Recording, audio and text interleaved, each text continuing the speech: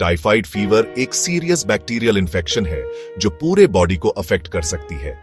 यह Salmonella typhi नाम के एक स्पेसिफिक तरह के बैक्टीरिया से होती है।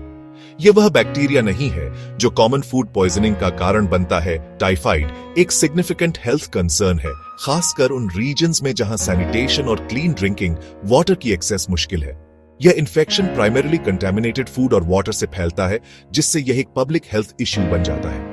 जब कोई व्यक्ति ऐसे फूड या बेवरेजेस खाता या पीता है तो बैक्टीरिया उनके सिस्टम में एंटर कर सकते हैं और मल्टीप्लाई होना शुरू कर सकते हैं, जिससे बीमारी शुरू हो जाती है। ह्यूमन बॉडी के अंदर सैल्मोनेला टाइफी बैक्टीरिया का सफर एक स्टेल्थी वन है, इसीलिए इसकी ट्रांसमिशन को समझना इतना क्रूशल है। टाइफाइड फीवर का सबसे प्रोमिनेंट और कंसिस्टेंट सिम्टम एक हाई सस्टेन्ड फीवर है। ऐसे फीवर्स जो आते जाते रहते हैं, उनके विपरीत टाइफाइड में टेम्परेचर अक्सर कई दिनों तक प्रोग्रेसिवली बढ़ता रहता है। यह 103 से 104 डिग्रीज फ़ारेनहाइट या 39 से 40 डिग्रीज सेल्सियस तक पहुंच सकता है। एक सेवियर और परसिस्टेंट हेडेक टाइफाइड का एक क्लासिक सिम्टम है।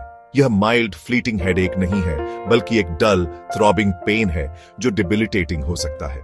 यह हेडेक और हाई टेम्परेचर मिलकर अनवेल और मेंटली फॉगी महसूस कराते हैं। इसके अलावा बॉडी एक्स और मसल पेन्स बहुत कॉमन है। जॉइंट्स और मसल्स में डीप एक से डिस्कम्फर्ट और वीकनेस बढ़ती है। गैस्ट्रोइंटेस्टिनल इश्यूज भी हैं। Significant abdominal pain, loss of appetite और बाद में वेट लॉस हो सकता है। डायरिया बच्चों में हो सकता है। एडल्ट्स में अक्सर कॉन्स्टिपेशन होता है। कुछ पेशेंट्स को कैरेक्टरिस्टिक रैश होता है, छोटे पिंक या rose coloured spots. Extreme fatigue और प्रोफाउंड वीकनेस कंफ्यूजन या डिलीरियम तक ले जा सकते हैं। इन सब का कॉम्बिनेशन तुरंत मेडिकल अटेंशन मांगता है।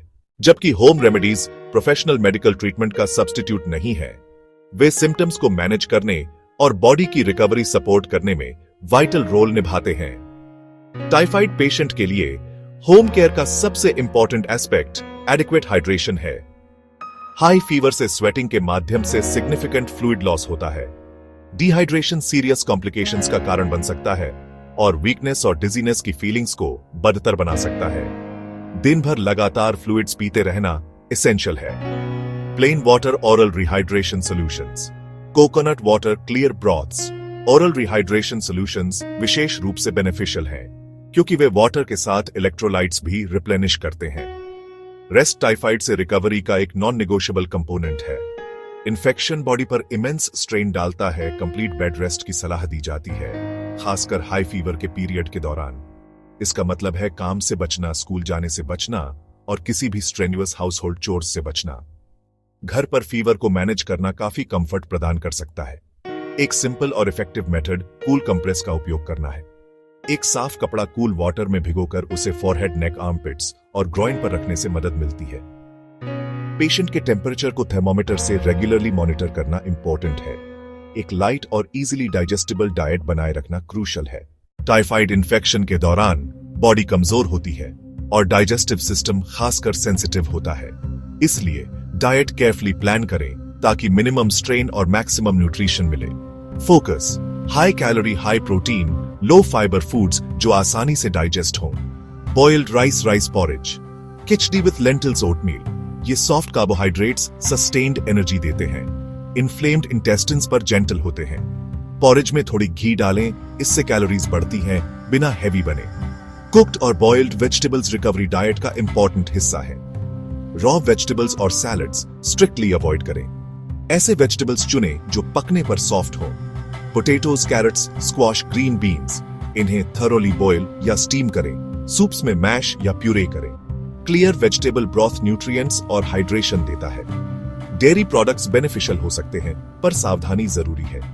योगर्ट, बटर मिल्क, चास ये आसानी से डाइजेस्ट होते हैं और प्रोबायोटिक्स देते हैं।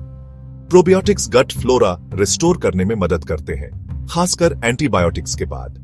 फ्लूइड इनटेक बढ़ाना पैरामाउंट है। यह सिर्फ वाटर से आगे है। फ्लूइड स्मॉल फ्रीक्वेंट अमाउंट्स में लें, एक साथ बड़ी मात्रा न लें।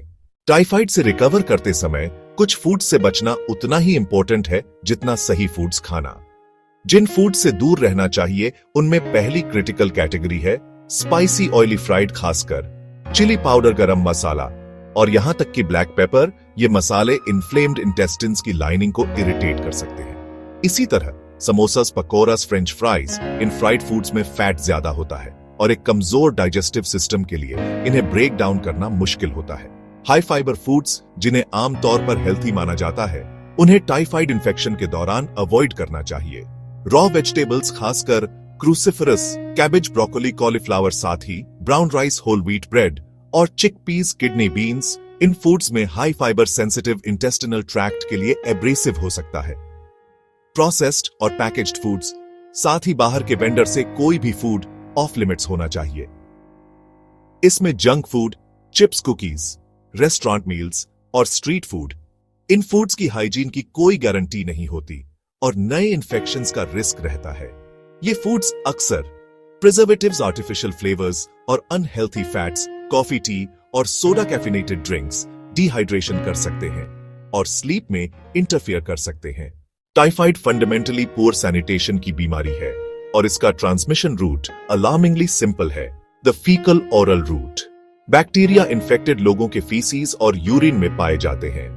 अगर प्रॉपर हाइजीन मेंटेन नहीं की जाती है तो ये bacteria water sources, food surfaces को कंटामिनेट कर सकते हैं। जब कोई दूसरा व्यक्ति इस कंटामिनेटेड फूड या वाटर का सेवन करता है तो वे इन्फेक्टेड हो जाते हैं। इसलिए पर्सनल हाइजीन टाइफाइड से बचाव की पहली लाइन है। सबसे इफेक्टिव प्रिवेंटिव मेजर साबुन और पानी से बार बार थरो हैंड वॉशिंग है। टॉयलेट का उपयोग करने के बाद, खाना बनाने या हैंडल करने से पहले, खाने से पहले हाथ धोएं। जब साबुन पानी ना हो तो अल्कोहल बेस्ड सैनिटाइजर यूज करें। फूड और वाटर सेफ्टी इक्वली क्रूशियल है। हमेशा सेफ सोर्स से पानी पिएं। Boiled water, filtered water, commercially bottled water. जब फूड की बात आए, boil it, cook it, peel it, forget it. सुनिश्चित करें कि फूड, खासकर मीट, एग्स, थरोली कुक्ड हो। गर्म परोसे गए फूड खाएं। कम्युनिटी सैनिटेशन का बड़ा रोल है। सीवेज का प्रॉपर डिस्पोजल रिवर्स, झीलों और ग्राउंड वाटर को प्रोटेक्ट करता है। पेशेंट हाउसहोल्ड्स में टॉयलेट्स, क्लोथिंग और बेडिंग रेगुलरली डिसइंफेक्ट करें। जबकि होम रेमेडीज और डाइटरी प्रिकॉशंस सपोर्ट और कंफर्ट के लिए एसेंशियल हैं, पर वे टाइफाइड का इलाज नहीं है। टाइफाइड एक सीरियस बैक्टीरियल इन्फेक्शन है। सैल्मोनेला टाइफाई बैक्टीरिया की वजह से होता है और इसके लिए एंटीबायोटिक्स के एक स्पेसिफिक कोर्स की जरूरत होती है। सेल्फ डायग्नोसिंग और केवल होम केयर पर निर्भर रहना बहुत डेंजरस है। केवल एक क्वालिफाइड मेडिकल प्रोफेशनल ही ब्लड टेस्ट्स या अन्य डायग्नोस्टिक मेथड से टाइफाइड डायग्नोस कर सकता है। गलत डायग्नोसिस या कॉमन फ्लू की तरह ट्रीट करना ट्रीटमेंट में क्रिटिकल डिले कर सकता है। डॉक्टर के विजिट नॉन निगोशिएबल है, क्योंकि अनट्रीटेड टाइफाइड सीवियर कॉम्प्लिकेशंस में बदल सकता है। सबसे फियर्ड कॉम्प्लिकेशन में से एक इंटेस्टिनल परफोरेशन, जहां इंटेस्टिन वॉल में एक होल डेवलप हो जाता है। यह एक मेडिकल इमरजेंसी है।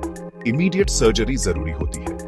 Pneumonia, kidney infections, bladder infections, myocarditis, heart muscle की इन्फ्लेमेशन।